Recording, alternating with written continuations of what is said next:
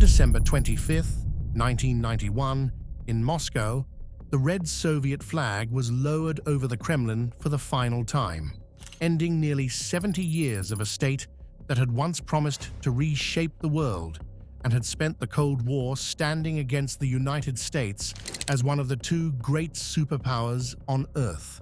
Mikhail Gorbachev resigned as president of a country that no longer truly existed. The Communist Party had lost the authority that had once reached into every factory, school, army unit, newspaper, and government office, and Boris Yeltsin, the president of the Russian Republic, became the leader of the state that inherited the Kremlin, the nuclear burden, the Soviet seat at the United Nations, and much of the fear and prestige that had once belonged to the USSR. But the Soviet Union did not simply change its name to Russia. It collapsed into 15 independent republics, and Russia became the country that stepped out of the wreckage, holding the largest share of its power, its symbols, and its unfinished history. For much of the 20th century, the Soviet Union looked almost permanent. It had survived civil war, famine, Stalin's purges, the Nazi invasion, the devastation of the Second World War, and decades of nuclear confrontation with the West. Its armies occupied Eastern Europe after 1945. Its spies operated across the world. Its ideology inspired communist movements from Asia to Latin America, and its missiles made every crisis between Moscow and Washington feel as if it could become the end of civilization. To many outsiders, the Soviet Union looked like a giant Russian state because Moscow was the capital, Russian was the dominant language of power, and Russia was the largest republic inside the Union. But the USSR was never only Russia under another flag. It was a union of republics stretching from the Baltic Sea to Central Asia, held together by the Communist Party, the planned economy, the security services, and the belief that Moscow had the right to speak for them all. That arrangement contained a weakness that could be hidden while the party was strong, but not once the center began to crack. Russia was both the largest republic inside the Soviet Union and the old imperial core from which Soviet power had expanded. Ukraine, Belarus, the Baltic states, the Caucasus, and the Central Asian republics all had their own histories, languages, wounds, and memories of how they had been brought into Moscow's system. On paper, the Soviet republics had governments, constitutions, and even the formal right to leave the Union. In reality, no republic could act freely while the Communist Party controlled politics from the center. The Union looked federal, but power moved downward from Moscow, and the republics were expected to obey. By the 1980s, the Soviet state was still heavily armed and feared, but the system beneath that power was weakening. The planned economy could produce tanks, missiles, steel, and enormous industrial projects, but it struggled to provide ordinary people with reliable food, housing, good clothing, modern appliances, or the basic consumer goods that Western citizens increasingly took for granted. Long lines outside shops became part of daily life. Factories met targets by producing goods that were often poor in quality or useless in practice. Oil revenue helped cover some of the weakness for a time, but it could not hide the fact that the Soviet economy had become slow, wasteful, and afraid of change. The country still looked dangerous from the outside, but inside, many people could feel that the future promised by the revolution had turned into waiting, shortages, and official slogans nobody fully believed. The war in Afghanistan made that exhaustion harder to ignore. Soviet troops had entered Afghanistan in 1979 to support a friendly communist government, but the intervention became a long, draining fight against guerrillas backed by foreign powers and protected by mountains that swallowed men, money, and morale.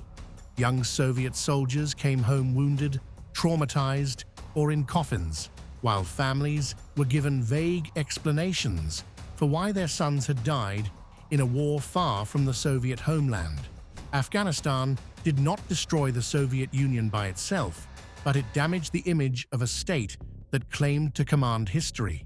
It showed that Soviet military power could still kill and occupy, but it could not easily control the political reality it had entered.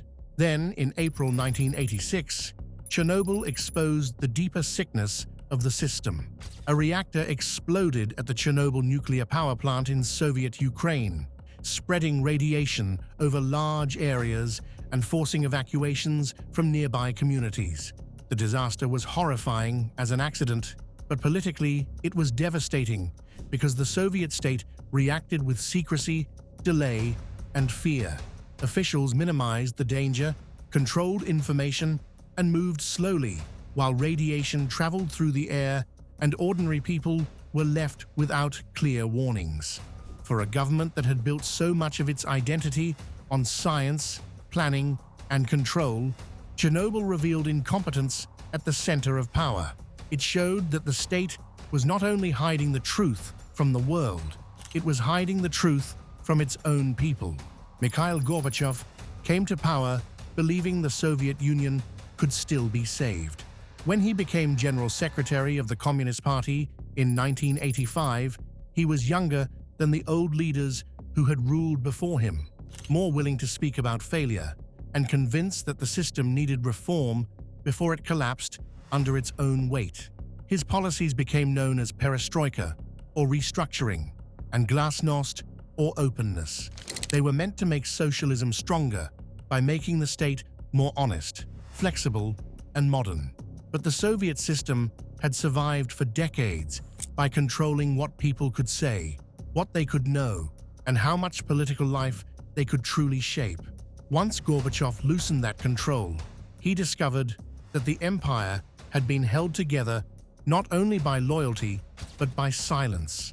Glasnost changed the country's atmosphere almost immediately. Newspapers and television began discussing subjects that had once been dangerous or forbidden.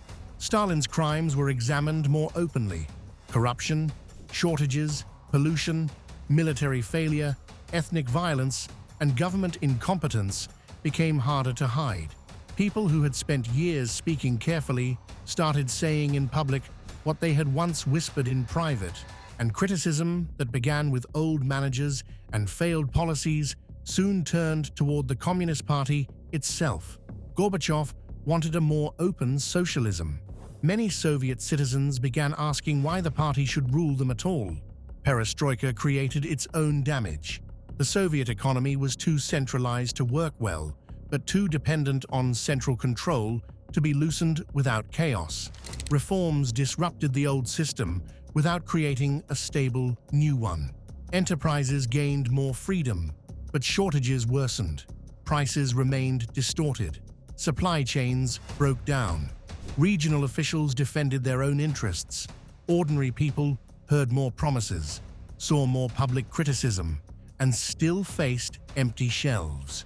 Reform was supposed to renew the Soviet Union, but instead, it made daily life feel more unstable, while also making the government look weaker than before. The republics noticed. The first to push hardest were the Baltic states, where Lithuania, Latvia, and Estonia remembered that they had been independent before the Second World War and had been absorbed into the Soviet Union after Soviet occupation. Their national movements did not treat independence as a new dream. They treated it as the restoration of something stolen.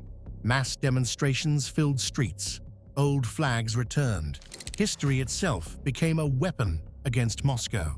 In 1990, Lithuania declared the restoration of its independence, directly challenging Soviet authority and showing that the Union could be confronted in legal and political terms, not only in private resentment. The challenge spread because the Soviet Union was full of national problems that had been suppressed rather than solved. In the Caucasus, Armenians and Azerbaijanis fought over Nagorno-Karabakh.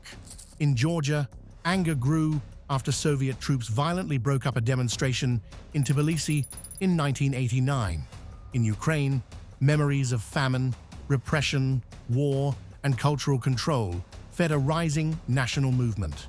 In Moldova and other republics, language and identity became political weapons.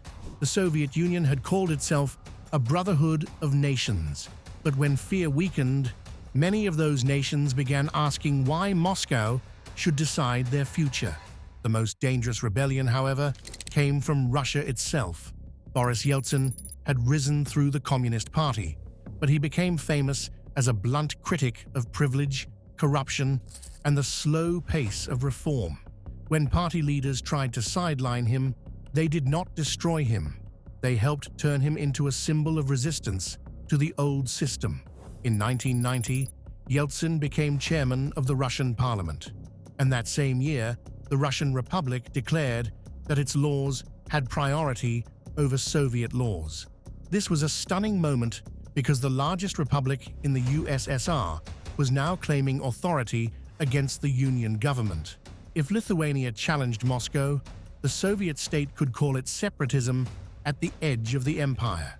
If Russia challenged Moscow, the empire was being hollowed out from the center. In June 1991, Yeltsin was elected president of the Russian Republic in a direct popular vote, giving him a legitimacy that Gorbachev did not possess in the same way. Two leaders now operated from the same capital.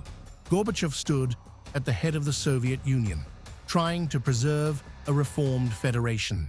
Yeltsin stood at the head of Russia, using Russian sovereignty to weaken the Soviet center and build his own authority. The struggle was not only personal rivalry, it was the central contradiction of the final Soviet year. Gorbachev needed Russia to keep the Union alive. Yeltsin needed the Union to weaken so Russia could become the main power left standing. By the summer of 1991, Gorbachev was trying to negotiate a new Union treaty that would keep the country together by giving the republics more autonomy. To reformers, it was the last chance to avoid total breakup. To nationalist leaders, it was a chance to take even more authority from Moscow. To hardliners in the party, the military, and the security services, it looked like surrender. They believed Gorbachev was allowing the Soviet Union to die piece by piece, and if they waited any longer, there might be nothing left to save. In August 1991, they acted. While Gorbachev was vacationing in Crimea, senior officials from the government, military, KGB, and Communist Party formed the State Committee on the State of Emergency and announced that Gorbachev was unable to perform his duties. In reality, he had been placed under house arrest after refusing to support them. Tanks entered Moscow. Emergency decrees were announced. The old system tried to reassert itself by force, hoping that fear would do what ideology and reform no longer could. But the coup did not have the confidence of a living regime. It had the panic of a dying one. Yeltsin moved to the Russian parliament building, known as the White House, where crowds gathered to resist the coup. Standing on a tank outside the building, he called for defiance and turned himself into the public face of resistance. The image captured the strange reality of 1991 better than any speech. The president of Russia was standing in Moscow against Soviet hardliners who claimed they were saving the Soviet Union. Soldiers hesitated. Crowds built barricades. The coup leaders looked weak, nervous, and unable to command the obedience that Soviet power once demanded. After 3 days, the coup collapsed. Gorbachev returned to Moscow, but he returned to a country that had changed while he was trapped in Crimea. The coup had been meant to save the Soviet Union, yet it destroyed the last authority of the institutions that had held it together. The Communist Party was discredited and soon suspended in Russia. Yeltsin emerged stronger than ever. Republics that had hesitated now moved toward independence with greater urgency because the coup showed that the old system might still use force if given another chance. Ukraine declared independence on August 24, 1991, and that decision became one of the final blows to the Soviet state. Ukraine mattered because a Soviet Union without Ukraine could not remain the same country in any meaningful sense. It was the second largest Soviet republic, central to Soviet agriculture, industry, military strength, history, and identity. On December 1st, 1991, Ukrainian voters overwhelmingly supported independence in a national referendum, including majorities across every region. The result made Gorbachev's dream of preserving even a looser union almost impossible. If Ukraine was leaving, Russia had to decide whether to cling to a collapsing Soviet shell or take control of what would come next. Yeltsin chose the second path. On December 8, 1991, the leaders of Russia, Ukraine, and Belarus met in the Belovezha forest and signed an agreement declaring that the Soviet Union no longer existed as a subject of international law and geopolitical reality. In its place, they announced the Commonwealth of Independent States, a loose arrangement that could manage the breakup without preserving the old Union. The decision was extraordinary because three republics, including Russia itself, had effectively pronounced the death of the country that had ruled them.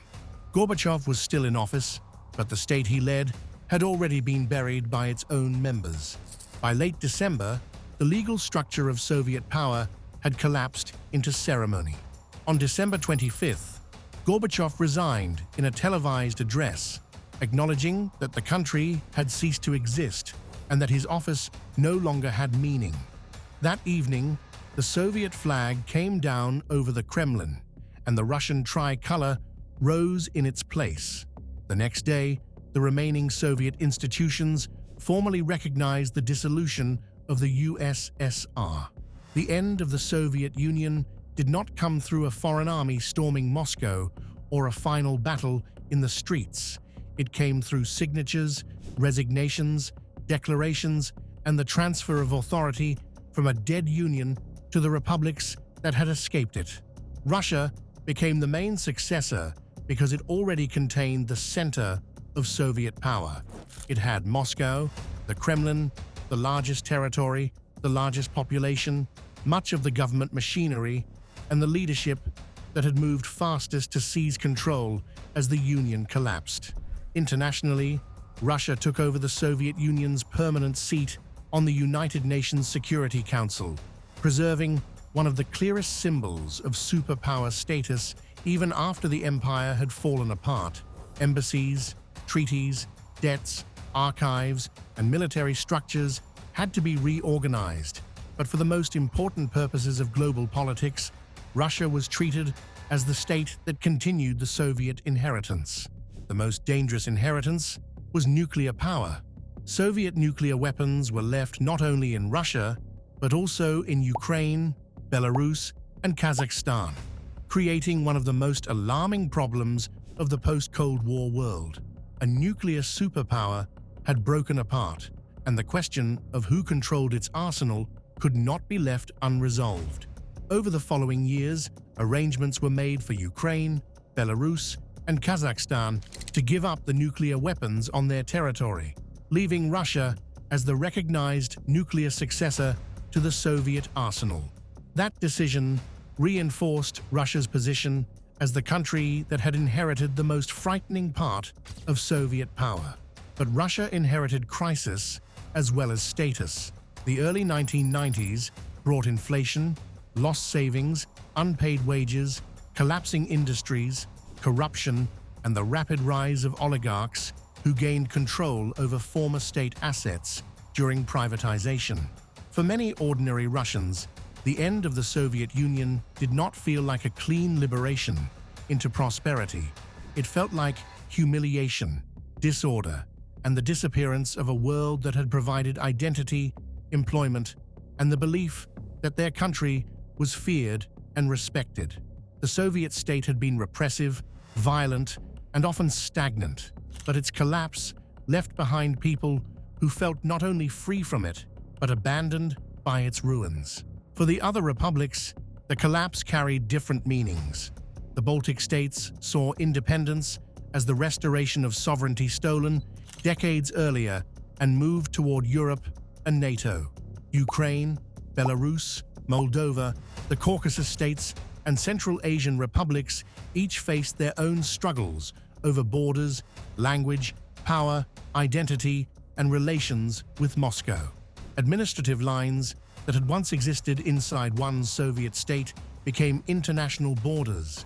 Communities that had lived under one political system suddenly found themselves divided by new passports, new governments, new national histories, and new fears about what Russia might do with the power it had inherited.